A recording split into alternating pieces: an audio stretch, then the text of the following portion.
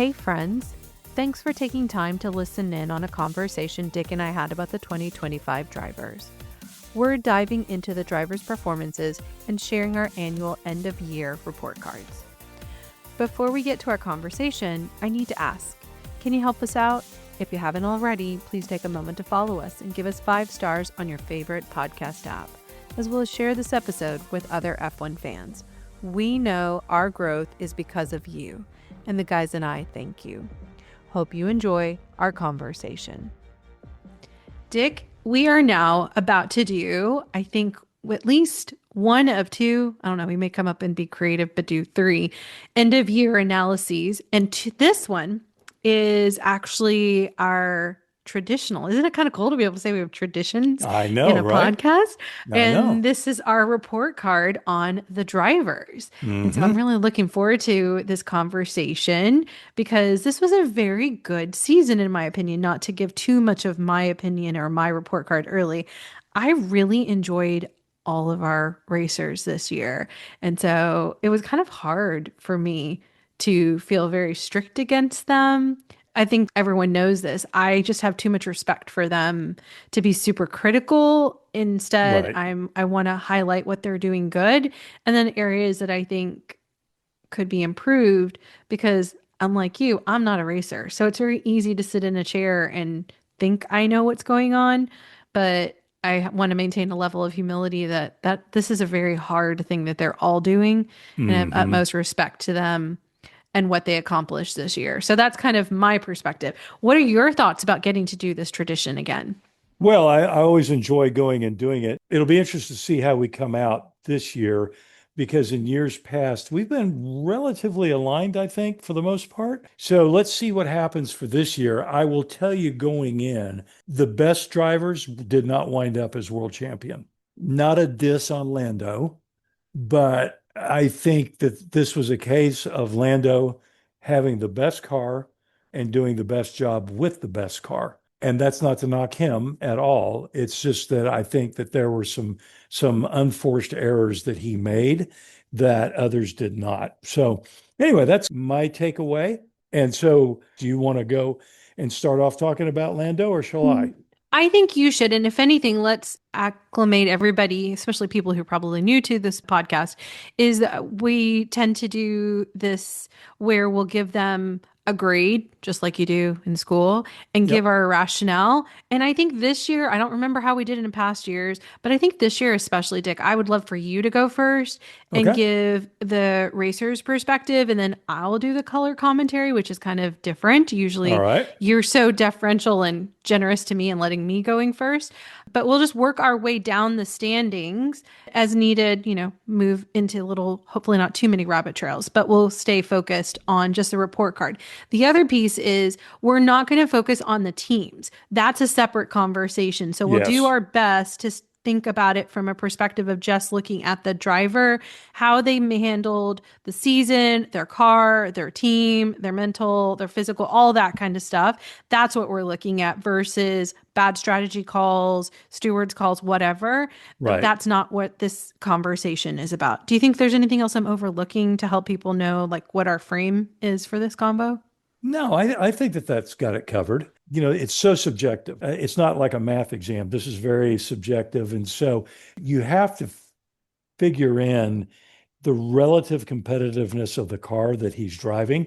That's not necessarily, I mean, it's a reflection on the team, but it's a reflection on what the driver managed to get out of the car, if that Excellent makes point. sense. I think Right? that's an excellent point because we know that there are drivers and cars that are not optimal and are really hard to harness.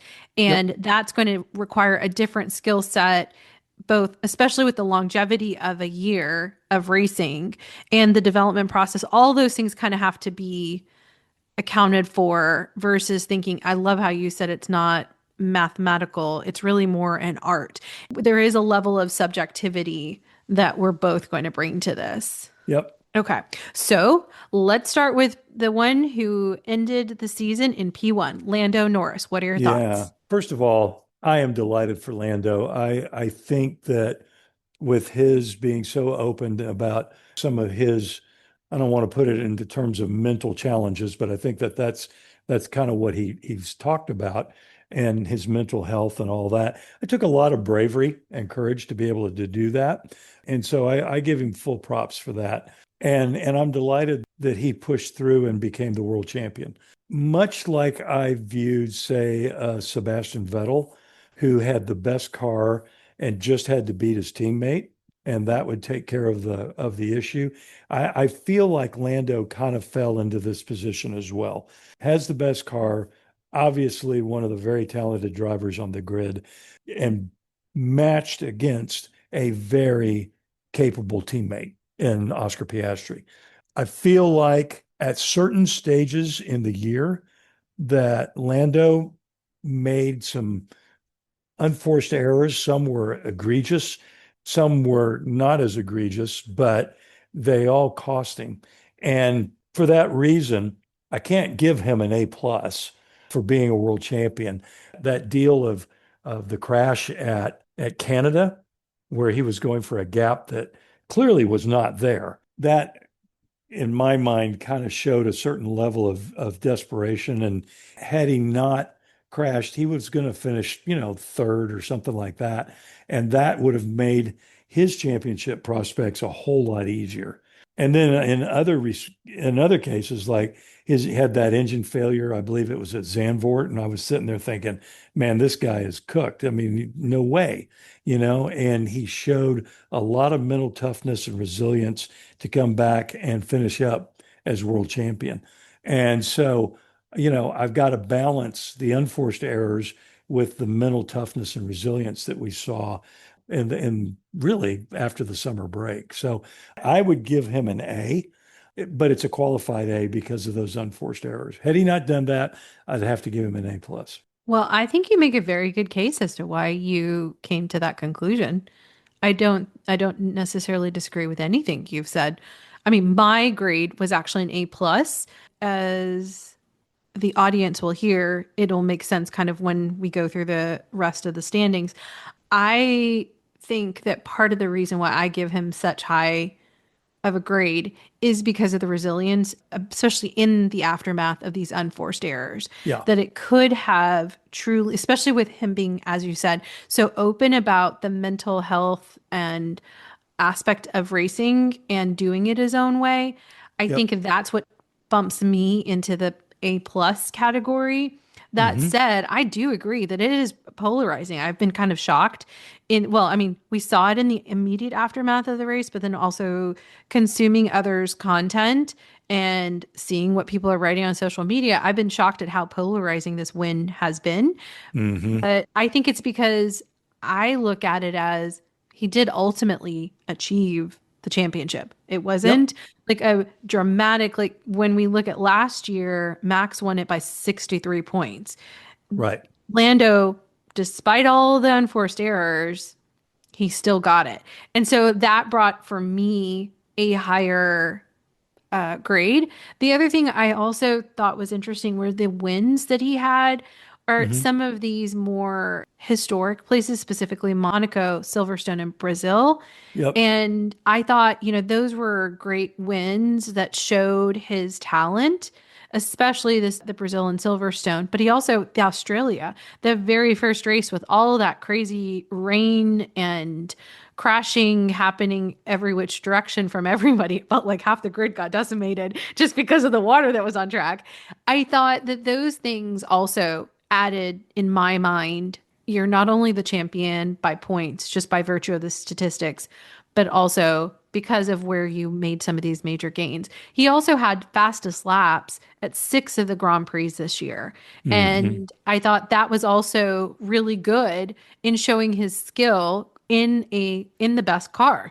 Like if he didn't maximize it, I would have been a little upset with him in the sense of like, you've got the best car, and his teammate got 5 of the other fastest laps of the year. So, Right. like, it just showed to me his skill level matched with the car, and it was more about him and then the team, like some of their decision making, which Right. again, we're not Which really is, focusing on. yeah, we're It's not not questioning. Yeah, not right. tonight. We're not questioning Not it, but tonight. Yeah. but So that's Next how I came to recording, my we point. will. Yeah, So, yeah, definitely. yeah, So that's for how sure. I came to my point. Okay. Yeah, no, that's good. Max Verstappen, you got to give him an A plus. I mean, he's driving a car that apparently nobody else in the world can drive. And despite all of the crazy political infighting that's going on or has been going on at Red Bull and, the dismissal of Christian Horner and questions over what's going to go on in 2026 and where's Max going to be in, either 26 or 27 and all that other kind of stuff. He acted like he just really didn't care. He just wanted to get on with the racing. I've always said that a great driver can elevate a mediocre car. And of course, in the modern era of Formula One, that's a partial truth because there's a lot of times when a car gets off just a little bit and it doesn't matter who you are, you can't win with it. Whereas 60 years ago, a driver could take a car that wasn't so great and grab it by the scruff of the neck and still win. But the driver can still make a difference, but he's a much smaller part of that equation. What Max managed to do, especially starting at Monza, where they came out with that upgrade that made that car a lot more competitive. It was just super impressive. And I would say, really, this year had to have been one of his best seasons. Had he won the world championship, I would have said it was probably his best season for sure. But anyway, regardless, I give him an A plus. I do too. I think that being only 2 points away, considering all that you just said about that car, it really shows his skill level. And I wrote in my notes, we were saying over and over, I feel like every race, masterclass by Max, uh, how he battled that car. Unlike in past years, I think it wasn't it last year where it was the P1 streak, like race after race, there was only Right. one or two. This one, he was so many times either A at the front of the pack, but not in the initial pole sitter. But then he had so many that he was in the back, especially in the front part of the year. And he Yep. battled his way up to the front and he got past people. And at the times when he was at the front of the starting the grid, how he passed the McLarens and got ahead of them, just so cleverly. And Hmm. I have to really wonder if that DNF in Austria is really where the championship was lost for him. And I Hmm. do think that it's notable that the next week was Silverstone and the following week was the release of Christian Horner. Yeah. Like, I think that those were the places where, if they're probably having their conversations now, what do we learn from the year? I would imagine that would be the place of Yep. that just really was heartbreaking. I think he deserves that A plus because I don't think anybody else could have done what he did, hands down. I know we have other world champions on the grid. I just think he's in a class of his own. It's quite Yeah, he remarkable to is, me. especially given how difficult that car is. When you say how difficult that car is, when you have two other world champions who are wrestling very difficult cars as Hmm. well, Yep. and you don't see them able to get up to the place that Max is, Right. that's where I think, yeah, there's some, like, he's just that gifted and talented student, like in your classroom, there's just that one kid who just head and shoulders ahead of everybody else. And it's not like he's even trying that hard. It's just who he is. But I would argue that the Red Bull is good enough in Max's hands. But if you had put Max in a Haas, yeah, he might be a little bit further up the grid when it's all over with, but well, he would, but he's not going to be winning races in a Haas. No, I don't disagree with that. Yeah. I mean, I don't think the Haas is competitive. Like if No. it were, yeah, if you placed Max in a Red Bull and a Haas, one consecutively after the other, I don't think that the Haas is going to be able to endure Uh-uh. what Max would do. Okay, so then do you want to move on to Oscar? Yeah. So Oscar, again, I think this was another growing season for him. I think he put in some great performances. I think McLaren did something to the car that cost him over a number of races. And I think in some cases he was overdriving the car. And sometimes that came to tears, such as at Baku. And so, like Lando, he had some unforced errors. In this case, being driven, I think, by not being able to adapt to a car that changed on him. and he wasn't sure why, but he just knew he wasn't comfortable in it anymore. And so that really impacted him, I think. I think he would have been just like Max and certainly like Lando, he would have also have been a worthy world champion. But ultimately, those unforced errors, that rough patch that he went through after the summer break, cost him the championship, but it also leads me to Doc, instead of an A, I would give him an A minus. But having said that, there's no doubt in my mind that Oscar's going to wind up being a world champion, and it may be next year. Who knows? This is where we might disagree. I think that Oscar, I don't know that I saw it as unforced errors. I feel like the cards were not falling where they needed to. It was kind of like a cycle that started, a loop that started to happen. And my perception is as much as the papaya rules that are being broadcast out are about fairness and equality, I do think that Oscar was placed in a P2 position inside the team. And he was trying to consistently overcome that. I didn't see the errors that he made as unforced, like on the same level that Lando's were of Hmm. unforced errors.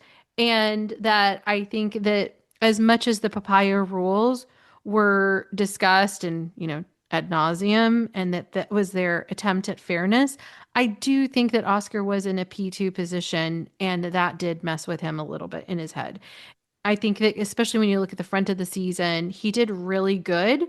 Even his spin out at the Australian Grand Prix, but then it would have been even more amazing if that hadn't happened. But it's not about his skill or ability. I think he's on par with Lando. I just think that the trajectory was different and his response, like he wasn't dealing with the same stack of cards. Like the cards just weren't falling where he needed them to fall. In my Hmm. brain, the card did get away from him, but that was not because it was developing differently and he was having to learn. Versus with Lando, it was about the mental game that he had to play. If you can Hmm. see where I was driving the distinction. So in Sure. my mind, all three of them, Oscar, Lando, and Max, are my A plus people because they were dealing with an amazing set of challenges that were unique to them and this trio of drivers, and that I would have been very satisfied with any of those three having won the world championship Hmm. because they were running their own race for themselves in that sense. Like they were their own cards that they were playing, and that it really felt like to me it could have gone in any direction with those three because they were so Yeah. good players at the game. And I will tell you, I would have been totally happy with any of those three winning the world championship. Mm-hmm. Mm-hmm. Yeah. Yeah, I So, believe that. Yeah, yeah. because it's just, I think that Oscar and Lando both, when you look at the car, I do think it is about them extracting the most and in their unique way. And I'm with you that I think it's only a matter of time before Oscar wins a Oh, yeah. championship. Oh, Yeah. yeah.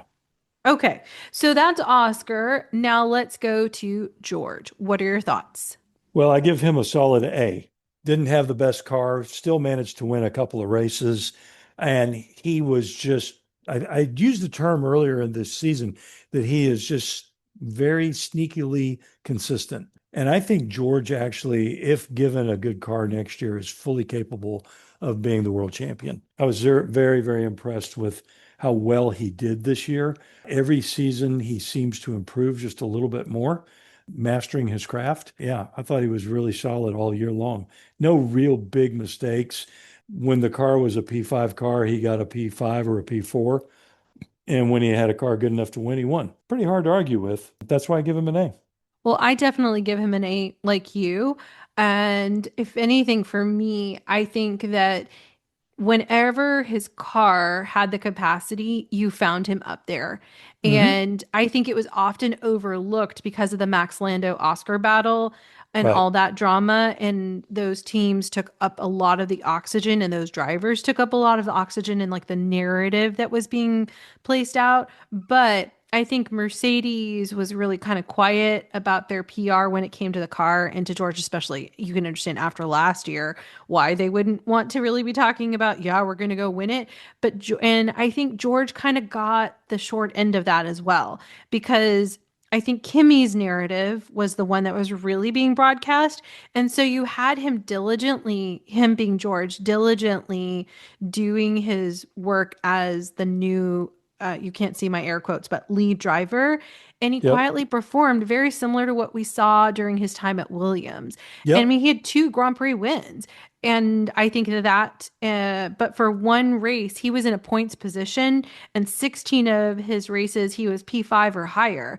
So I just think that just shows the quality of his skill in a car that really, I don't know that it definitely didn't start the year well.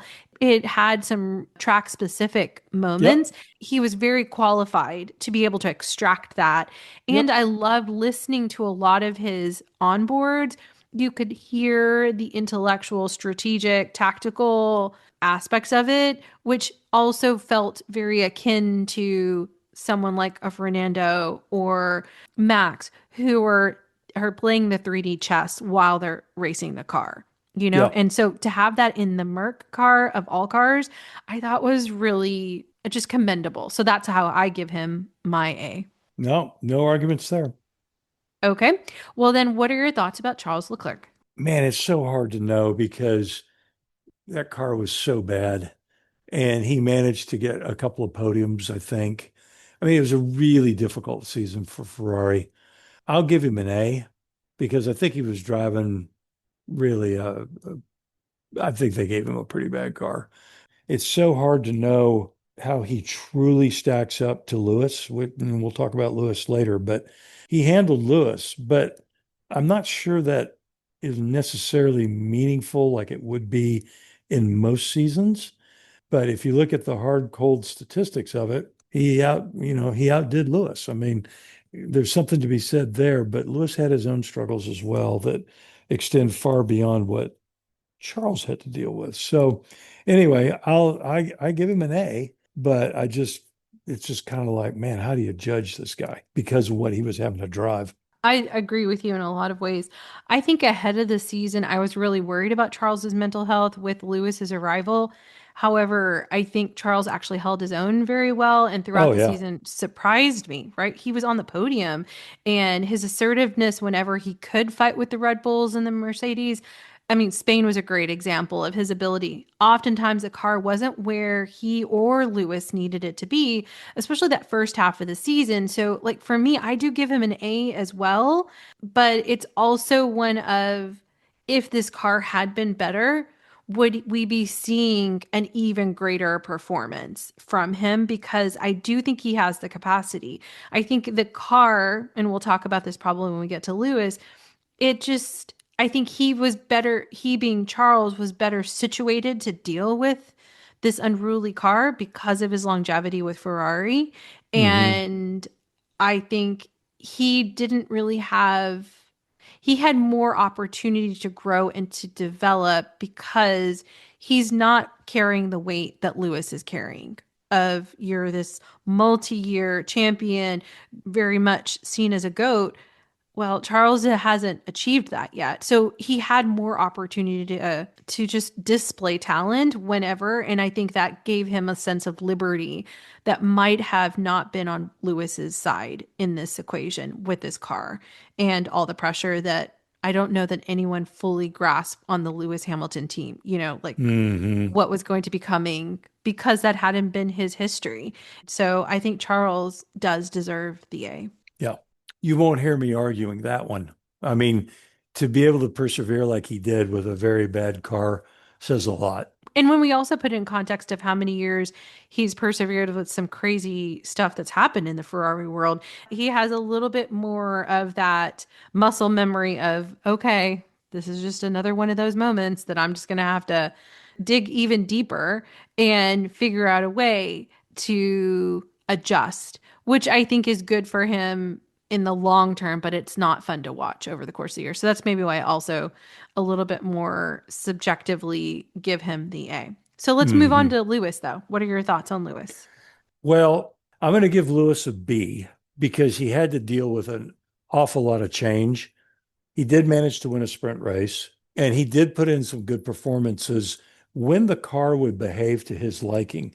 But I just think that he never could figure out where the setup window was on this car, which has kind of been his story ever since we went to the full ground effect cars.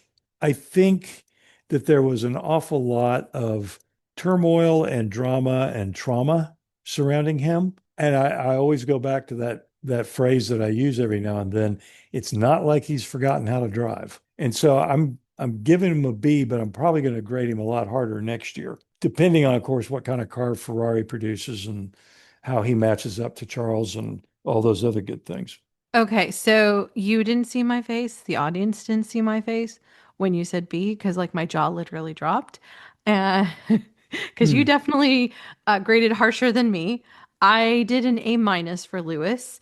Ah, And yeah, because I think when I looked at the car and some of the things that maybe I was gave a little bit more grace.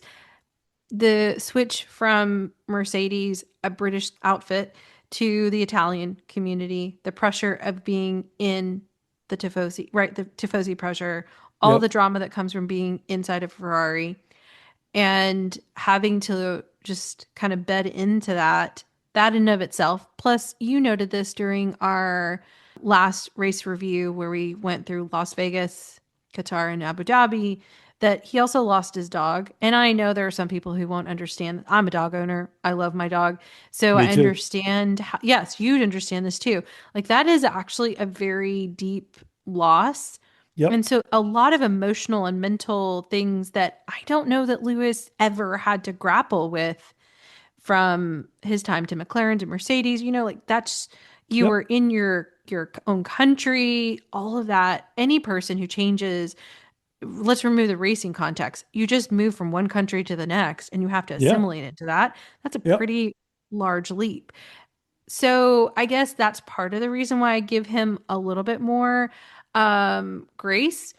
I do think that this season has been so rough on him. And I said this during our race review. I think his decision to take time away is the right call for him.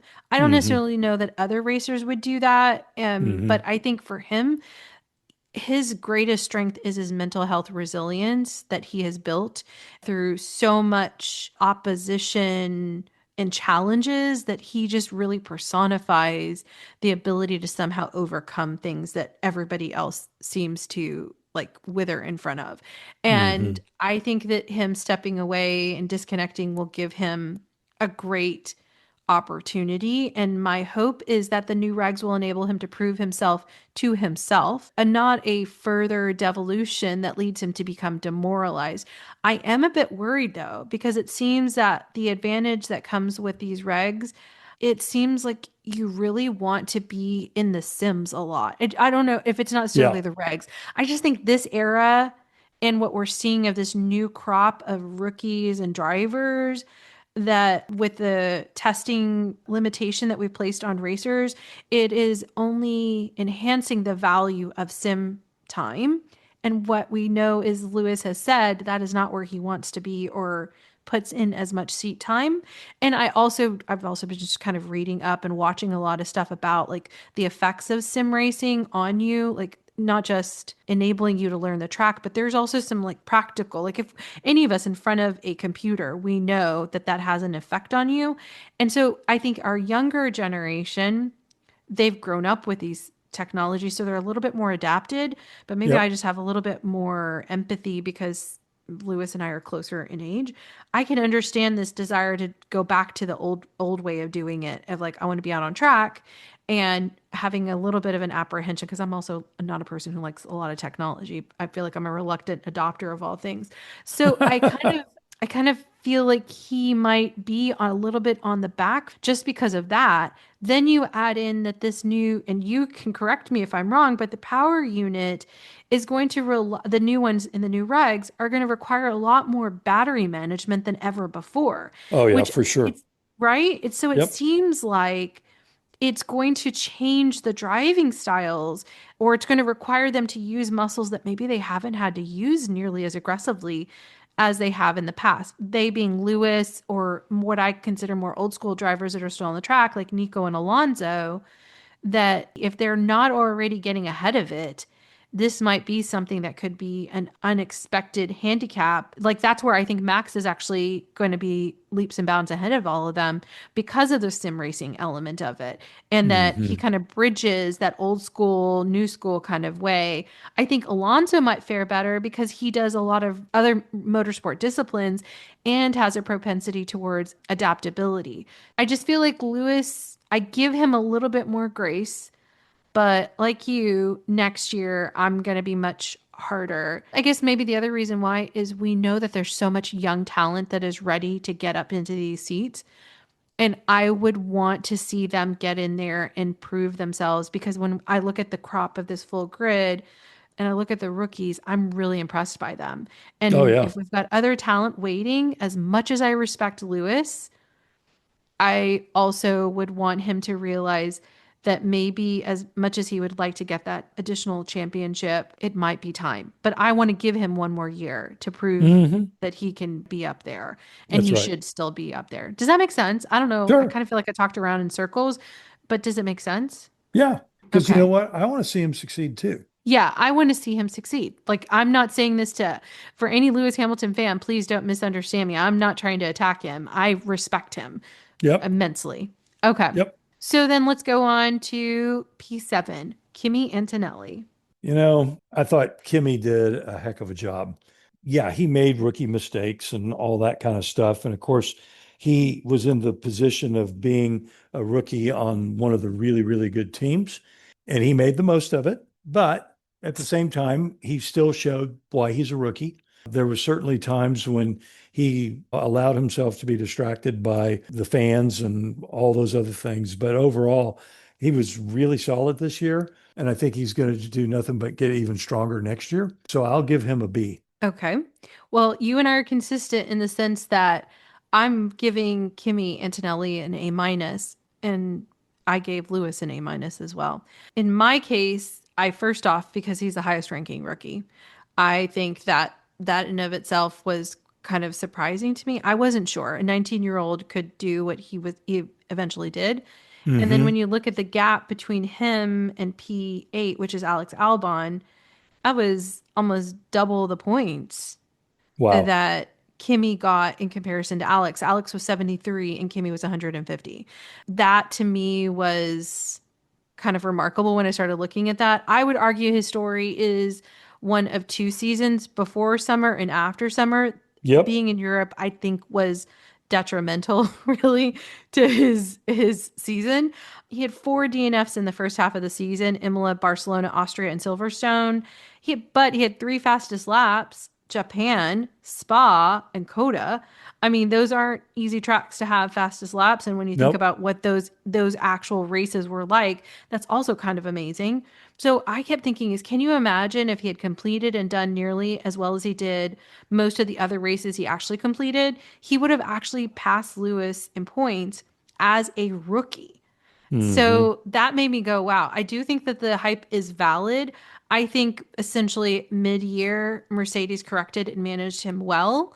And I think right before we were getting onto this recording, I stumbled upon an article that said, like, Kimmy did acknowledge it was a really hard year for him and he made a lot of stumbles. It was a lot of pressure that he was Yep. facing up until summer. And so Yep. that made me feel validated that what I was thinking in my head was probably true, which is he needed that reset at summer and that any 19-year-old being given this amazing opportunity, you could see where it could very easily stumble. And Toto even said in a recent interview I listened to that he said, at 19, I couldn't have handled what this kid handled. So that's why I think an A minus. And in your case, I think a B also makes sense because you're being consistent with how you're grading. Right. Okay. Alex Albon. So hard to tell because he was driving a car that was circuit specific in many cases. At the start of the year, he was certainly quite a bit stronger than his teammate. And then as the season went on, his teammate became stronger. And in fact, it was his teammate that scored the two podiums. So at the same time, I thought that he put in a really strong performance all year long in a car that, it's so hard to judge, man, when you have these cars that are circuit specific. And so I would give Albon a B.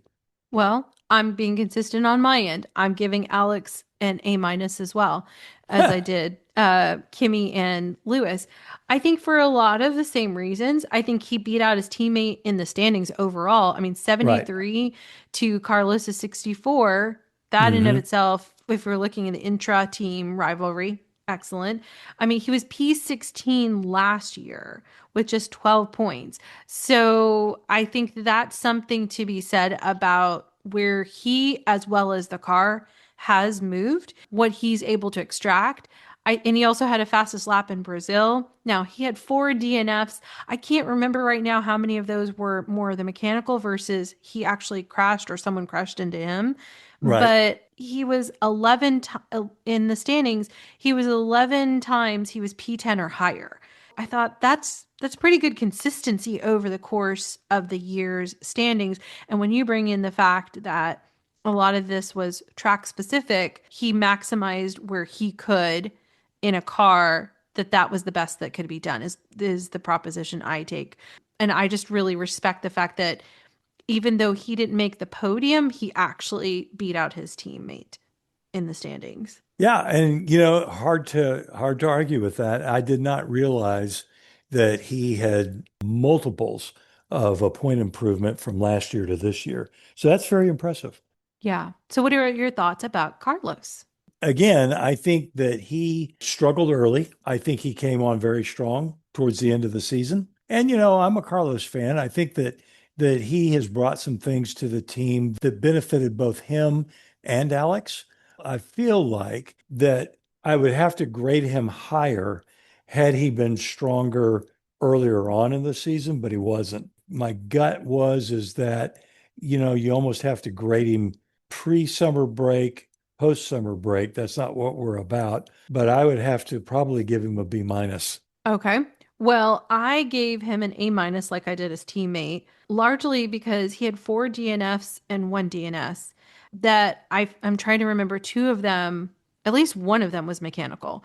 And I remember thinking, okay, wherever he was would have actually put him in a higher point standing with Alex. And for Hmm. him to come into that team and pretty much at the end of the year be on par with someone like Alex, who's been with the team as long as he has, that it kind of goes back to how I was looking at the Charles Lewis comparison. Someone who's been bedded in for quite some time versus someone who came in new. I thought Carlos being able to extract even what he did deserved commendation. Plus the 2 podiums that he got, I felt gives him the ability to really sit on par with his team. Like the team, in Hmm. my opinion, should be very pleased with the acquisition of Carlos Sainz Oh yeah. and how much he has only challenged in a good way his teammate Alex to improve. Well, And so I'm really, really pleased with both of them. And I think that their standings would next year, if the development process and the way that these two drivers hopefully can adapt, I want to believe that both of them will be even higher in the standings next year. yeah, I think they could very well be the sleeper going into the new year. You know, I I really do do. agree with you on that. Yeah. I think that they have all the markers. It's just now let's see if if the team can pull it together and it'll all just come into alignment. Yeah. Okay, so then let's move on to Fernando Alonso.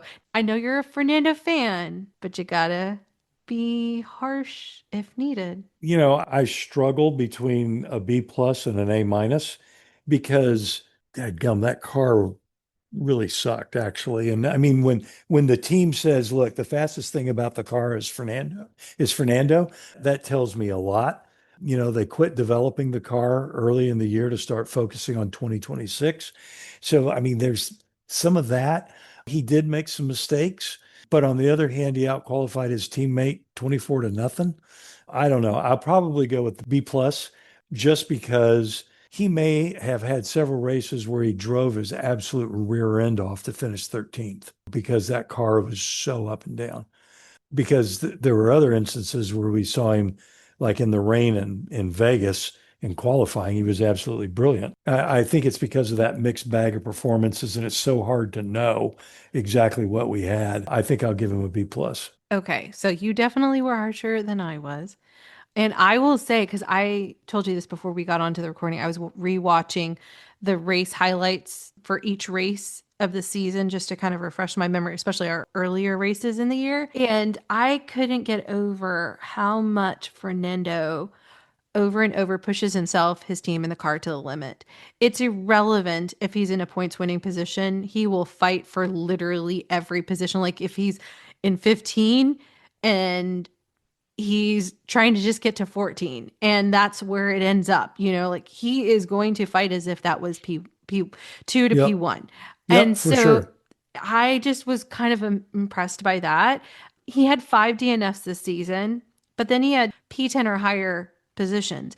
With him and then pretty much everybody else that we're going to go through the list, I kept coming back to how much of these drivers were wrestling with the clean air factor in Yep. their cars. But with him, especially because I just know maybe I've kind of drank your Kool-Aid a little bit on Fernando, but like I just know he has the capacity to do much more than what I think is ever on display so far in Right. his time, especially at Aston Martin. Last year, he was in P9 with 70 points.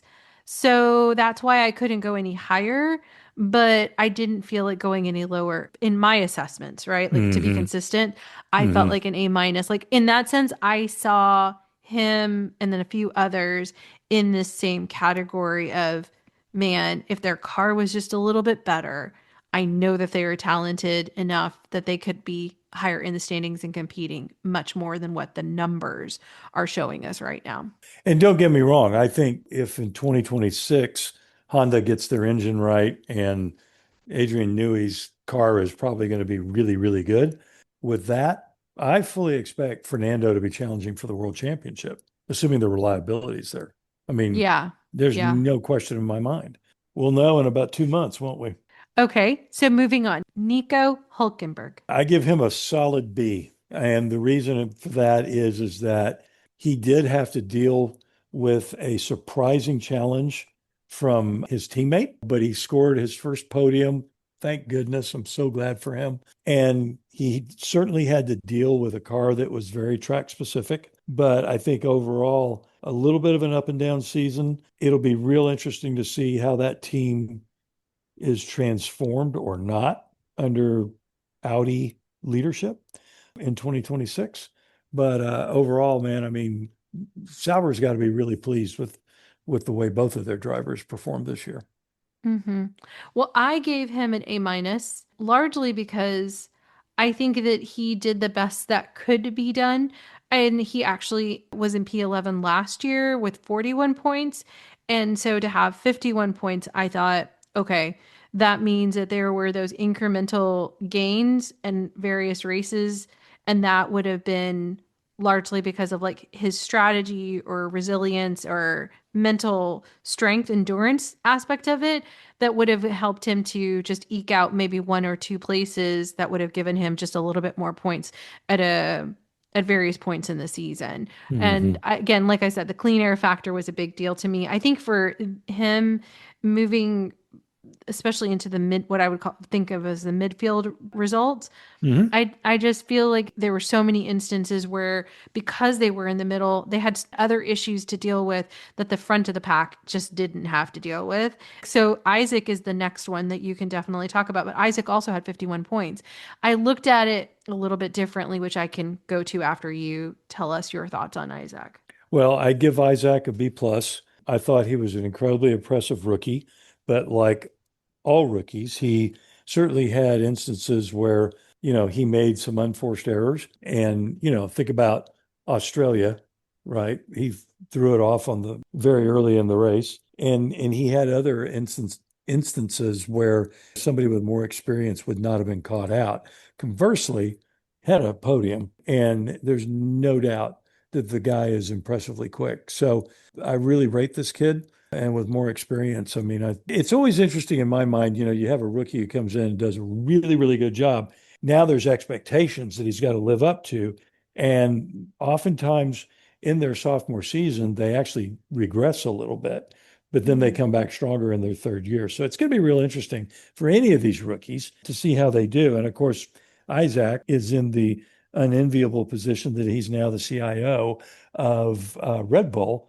And so that means his career's over based on past history. So we'll see.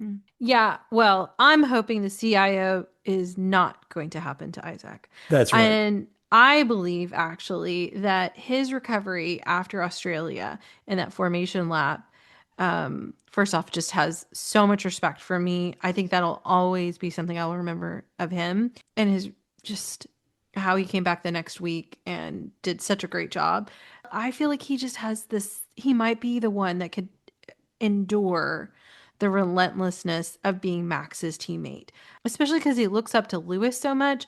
I wonder how much of that I am going to not let this beat me down. He takes into this new team that maybe some of the other people who have occupied that seat didn't necessarily have that muscle developed as much because in a Right. different way. I see it differently. I can't figure out how to articulate it, verbalize it as much as I do. I feel like Isack just may have that one it factor that might allow him to really be competitive. Do I think he's going to supersede Max? No, I'm not delusional. But do I think that he could learn and grow and eventually when Max is no longer choosing to race, could Isack be the one that Red Bull could have nurtured if they nurture it properly, especially with all the changes that are happening?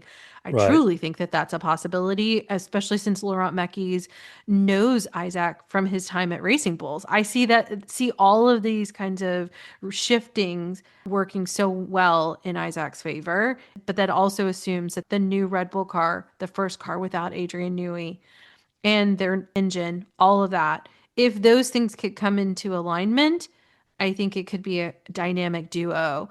And the other part of it is I've seen a couple of socials, all the rookies apparently call Max the dad of the rookies. And so if there's that kind of paternal big brother kind of view from Max to Isack and Isack looks up to him and they can find that healthy competitiveness but collaboration, that would really be something to see if that's what takes Oh, this yeah. team over the edge. So I don't know if I said it, but I give him an A minus. I would say the podium at Zandvoort and by and large him beating his teammate over and over, both of Hmm. them in the head to head. It just felt like it was a consistency. And the fact that he got the same points as Nico, a very seasoned veteran, I thought was Right. also commendable. Right. Okay. So what about Ollie Bearman? Another guy that I felt like was really going to benefit from basically not being in the spotlight and just go and develop throughout the season. And again, yeah, Ollie had some really good races. He had some races where he showed everybody that he was still a rookie. But as the season wore on, he learned his lessons, he improved. I think whenever Lewis decides to retire, I think Ollie's going in and going to be in a Ferrari. With all that said, I'd give him a B. Okay, well, we're both consistent. I'm giving Ollie an A minus. Like you, I think he was stronger as the year progressed. I'll say this when we get to his teammate Esteban Ocon, but he had 10 P11 to P14 range standings over the course of the year. As I was looking at that, I had to wonder if quali impacted his ability to start where his skill could have been shown more, in addition to the car, because there were some great moments for that car over the course of the Oh, season. yeah. So it just made me wonder, was it more the quali wars or, like the pit lane wars and how that then affected quali? Did that then affect this young rookie? But it was a great year in my mind. If I were in Ollie's camp, I'd be saying, like, you did great. You actually outqualified your teammate as a rookie. Your point standings are up there, like, not high up, but you're also in the middle of the middle pack. Yep. So you should feel really good about your first year in F1. And now let's take it up a notch. Okay. Right. Liam Lawson, what are your thoughts? Again, this was a test of perseverance and resilience to go to Red Bull, to struggle mightily, to get sacked after two races, and not necessarily demoted, because honestly, the Racing Bulls cars, when compared to the second seat at Red Bull, they were pretty good. Liam came in very much defeated. Hadjar certainly had his way for many races before Liam kind of got his mojo back. And then after that, there were races where Liam was actually doing better than Isack. I still have to say that, probably a B minus for him.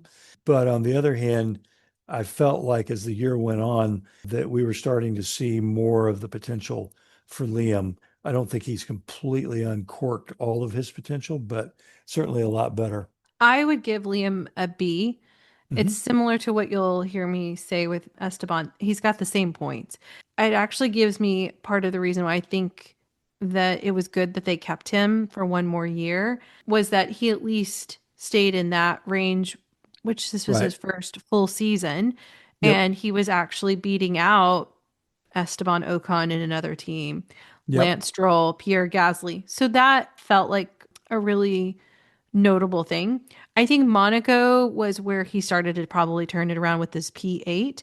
Yep. And I think before the summer break, he was at his limit, both mentally and probably even physically, just all of that was going on. I think that the requirements to be a Red Bull driver are much more intense than probably being a Racing Bull driver. And Right. so coming into the junior team, having the ability to rest and reset, I think is good. And that I, like you, think that his potential still remains and he could be a really good, solid driver in the Yep. future. And Agreed. so I'm glad to see that they made the decision to hold him for at least one more year in that seat. Agreed. Okay.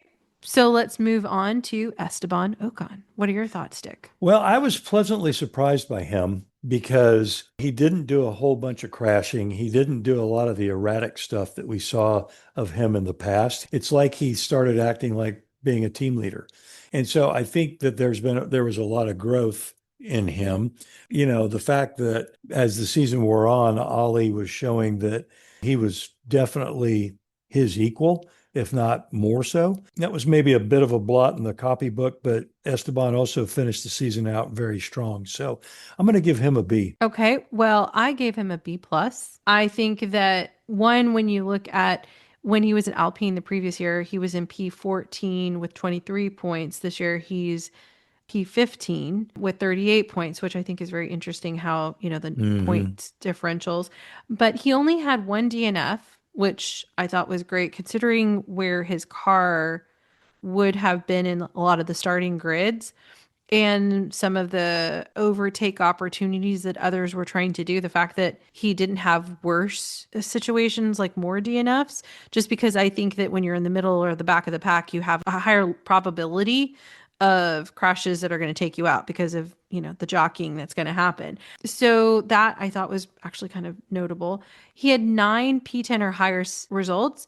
That said, he seemed to have a high volume of 12, P12, P15, 16 Hmm. range.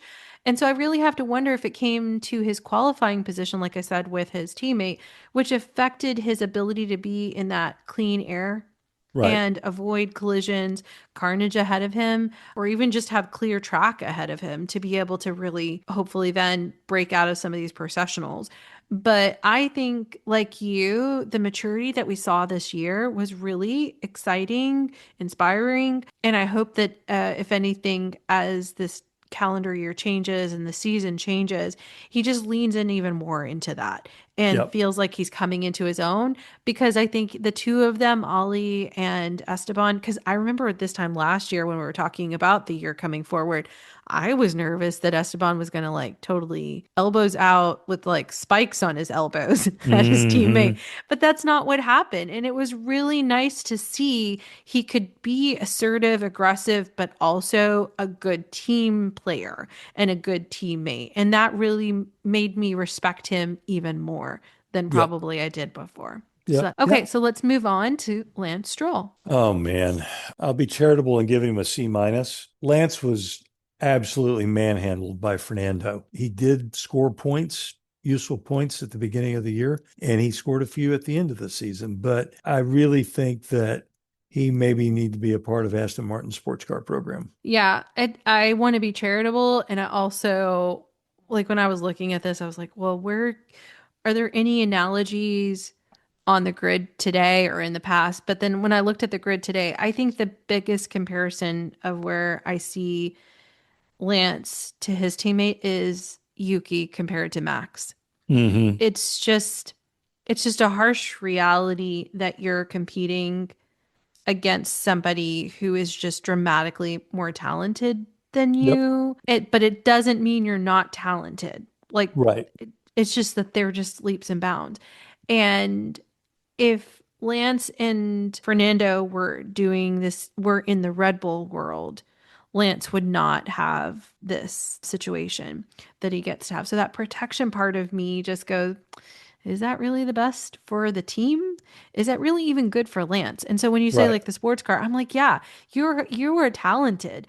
I know the dream is F1 champion, but at some point, I'd rather you get to a championship somewhere that shows the talent that you have. And 2024, he had 24 points and he was in P13. This year, it's just 33 points and in P16. That's not the direction I would want you to be going. If I Mm-mm. were in his world and talking to him, I'd be like, you're going in the wrong way. And I know you're hoping that the Adrian Newey car, but I just don't know that that's where you really are. Of all the drivers with a significant gap to your teammate and their first rivals, you're the only one that's a non-rookie or a person competing with Max that Yep. has such a gap from your teammate. I just hope that over winter, he really has a conversation with himself, with his inner circle, and really reevaluates this because I think that he's a good driver, a very good, like, if anything, as I look at the grid, I'm like, he really is good. He's just not great. Right. And that's not a knock on him. It's just acknowledging reality. And at a certain point, we all have to. I mean, in that sense, it's no different than what I would say to Lewis. Like at a certain point, you may have to come to the reality of it's time to step away. If Yep. you're not able to do that, it's harsh, but we all have to face reality at a certain point. Yep. So that's my Yep. view on Lance. Again, I'm not hating on him. I really respect him. I want that very clearly noted for anybody listening, but it's just hard. Yeah. And so I give him a B. All right, next, P17 is Yuki Tsunoda. What are your thoughts? Well, first of all, deep compassion. It was almost like he was being set up to fail by Red Bull, quite frankly, because once again, he had been putting in good performance in the Racing Bulls. He gets moved over to the Red Bull, and immediately it's like he's forgotten how to drive. And very unfair, I think. But at the same time, he really didn't show us much either. So I would have to give him a B minus. Okay, I gave him a B. I'm very open actually to a B minus as well, but I think for my consistency, I would say a B. I know that the move up to Red Bull had to have been connected to the Honda element of it and with Hmm. that partnership. But when you look at how Yuki was ahead of Japan, unfortunately, you can see that it was really like a 50-50 gamble whether he was going to make the adjustments moving up to that senior team, in my opinion. Like when you talk about set up to fail, I feel like it was kind of one of those, well, he's either going to sink or he's going to surprise us and he's going to swim. Yeah. And I don't know that that was super fair to him, but if I were in Yuki's circle at that point, I probably would have said, yeah, take it. What do you have to lose at this point? Because Yeah. you don't want to be stuck sitting in the junior team and not being able to eventually get up there because you may not get, if Honda's no longer in that partnership, that voice that is kind of advocating for you, Hmm. you're left on the sidelines, and that's not what he wanted. And so I think he truly struggled this year, and I'm sad to see this for him. I don't see where else he could show up in a future year. But, we've had people leave for a year or two and then show up again. Namely, Checo Perez is coming back in the Cadillac team, So Well, and maybe some, Botas. right. So do I think that he's of that caliber? I think that this year doesn't lend us to believe that he's of the caliber of those two. But who knows? Maybe if he goes and does some other racing elsewhere, it gets a different outlook, develops some different communication skills, which I think that if anything, if part of my grading is because of the maturing I did see over these Yeah. last 2 years, but especially this last year, I felt like he could have become even more emotional, but the fact that he was as restrained, which there were moments where he was not, but as restrained as he was, spoke volumes to the maturing that has happened in Yuki. Hmm. And Yep. I want to give him acknowledgement for that. So Yeah, for sure. that's my viewpoint. Okay, so what are your thoughts about Pierre Gasly? I give him a really strong B plus. He turned in some great performances with a car that was underpowered, a team that was mismanaged, and a chassis that was questionable. So I all said, I mean, there were times when the car was so bad he had no choice but to stink the joint up. But when the car actually sort of worked at the track that he was at, he acquitted himself very well. And so, yeah, I'll give him a high mark on that one. Okay, so we're in agreement, and I think it's consistent with mine, is that I gave him a B plus. Yep. I think that his 22 points were hard won points in a car that isn't good, Yep. and he has a highly dysfunctional team. When I Yep. looked at where he was last year, he was in P10 with 42 points. Hmm. That has just got to be really hard for him right now. I mean, he only had 4 P10 or higher this season, and race after race, it seems like he was in the back of the grid. So that had to have been very hard for someone like him who had good results when he was in AlphaTauri and even last year at Alpine. But Yep. my hope for him is that he will rebuild himself as he did after the Red Bull seat debacle, and that he will be able to pull from that same resilience moving into this next season. And especially with the hope that the Mercedes power unit in this Alpine, and hopefully Alpine can figure out what in the world they're doing, and that Pierre can shine in a way that I don't think he has for this year. I agree. Okay. So then let's move on to Gabriel Bortoleto. What are your thoughts? I thought he was a very impressive rookie, but again, he was a rookie. And because of that, he is going to be that guy that's going to have some really impressive races and some races that aren't quite so impressive. But I think he has certainly shown enough to convince me anyway that he certainly belongs in Formula One. And I think proper kind of nurturing and all that kind of stuff, he could be a future world champion. For this season, I give him a B minus, but I thought he did a great job overall. Okay. Well, for me, I gave him a B plus, and that was largely because I saw Pierre, who was at 22 points, a B plus as well, and Gabriel was at 19. So I felt like point standings wise, despite the fact that the P18, P19, I felt like he deserved to be seen a little bit closer to Pierre than to the others who were Mm, lower ranked. I think he's done well when you look at him race by race, particularly late in the year. I give him a little bit more leeway as a rookie, especially when you compare him to the others, and that he actually, I think, did really put out some really good performances. I do think he did well at tracks that F2 have been at. My suspicion is that the car development by a certain point was better suited to him, or it had stopped to the point where it gave him confidence. Like he started to feel some stability under himself. And when he hmm felt that, I think that's when you started to see him bringing out better performances. So like if it hmm was a track that he had experienced in F2, I think you saw some really good racing and good points acquisitions.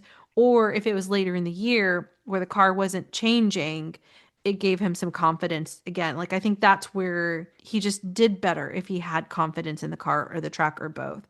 And then I have to say that like his demeanor during Nico's podium just won my heart. I mean, his respect, his actual admiration, his support. I just like that. I think it's good Yeah. sportsmanship in general. So you're going to get a little bit of a gold star from me on that.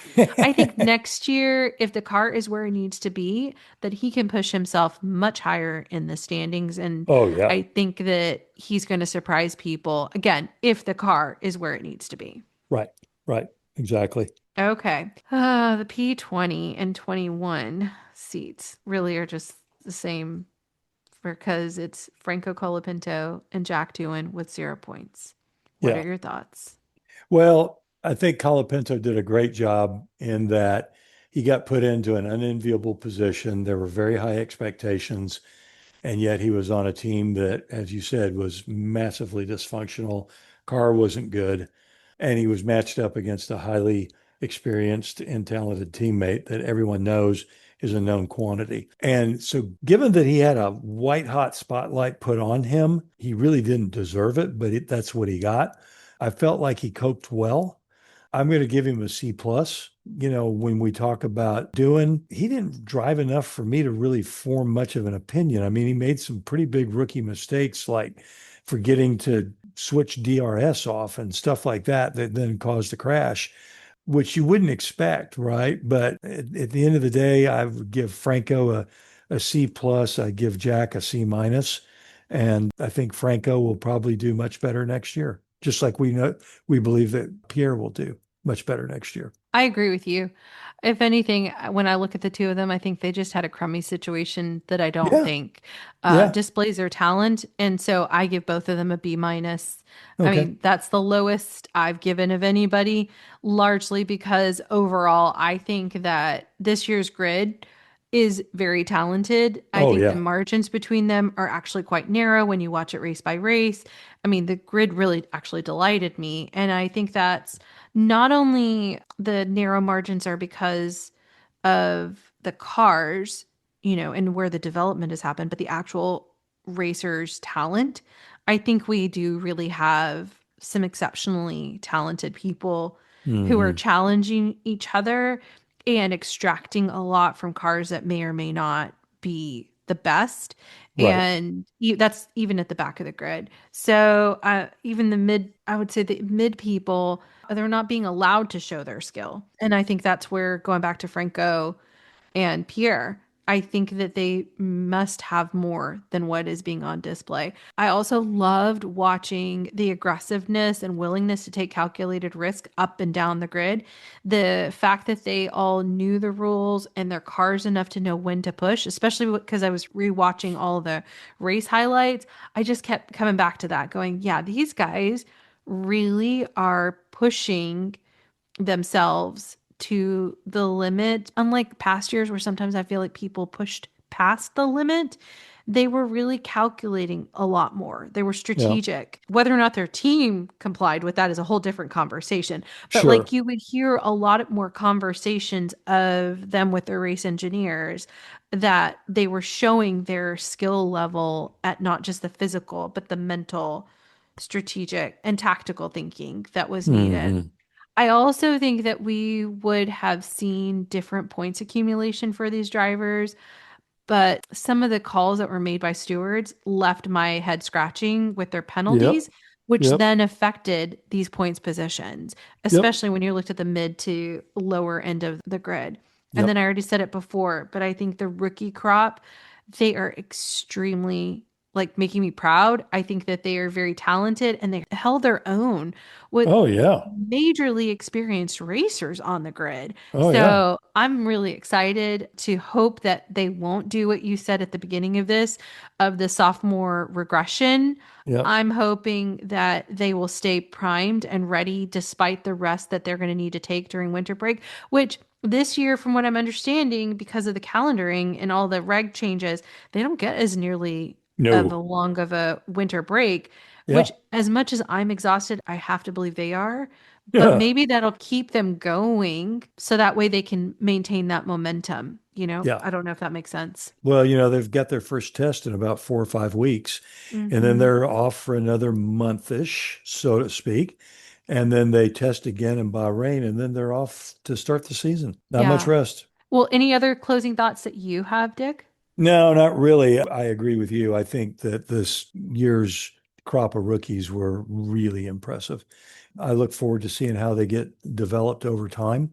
And also very dubious about the new rule set for 2026, but with rule changes, that usually leads to a reshuffling of the field. And I think it's going to be really fascinating to see some of these guys that maybe was an A minus or a B plus, now armed with a really good car and consistently up at the front. They actually get a chance to show what they're really made of. So could be really interesting. Yeah, that's just a great way to segue to what will hopefully be a conversation about F1 2026 regulations. And I Yep. appreciate all the hard work you're doing trying to get your brain around it and make it approachable for the rest of us who are not That's right. technical. Cool. That's right. And I'm not technical either. So, Yes, you are. Don't. nah. Yeah, you are.